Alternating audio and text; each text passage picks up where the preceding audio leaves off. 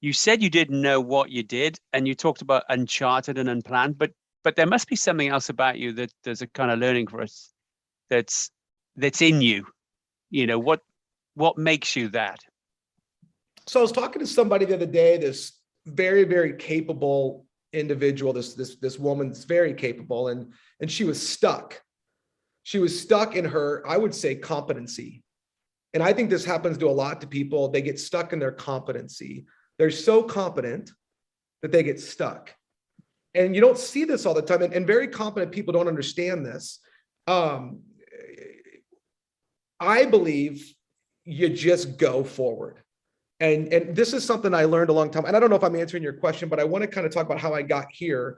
Is I remember the first time I sat with, when you're young and you get the first opportunity to sit with a senior leader and you go, the clouds are going to part. I'm going to understand how brilliant these people are, how they understand the world in a way that nobody else does. And that's why they're in that seat. And so you finally get the opportunity to sit with this C-level executive of a big corporation, and you're just there. And you know what you find out? They don't know what the hell they're doing. They have no clue.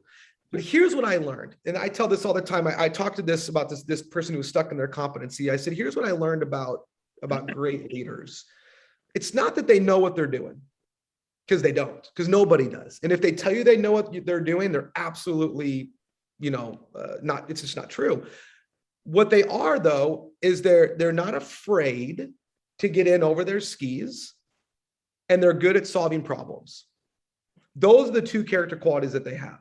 It's not that they know, it's actually that they know that they don't know, but they're not afraid to get in over their skis, and they're good problem solvers. And so I told this person who was stuck in their competency, you're trying to know the answer.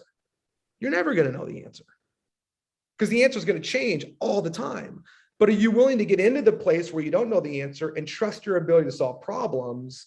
That's where the greatness happens. And I think, to answer your question, that's been the consistent theme of my life. Is I actually have no clue what I'm doing. And nobody does. But that was my big aha. I remember I was probably 31 when I had that moment, and I was like, oh my God, they don't know what they're doing. So I don't know if that answers that, but it's just that flow that you stay in. I'm going to consistently get in over my skis and be willing to solve the problem.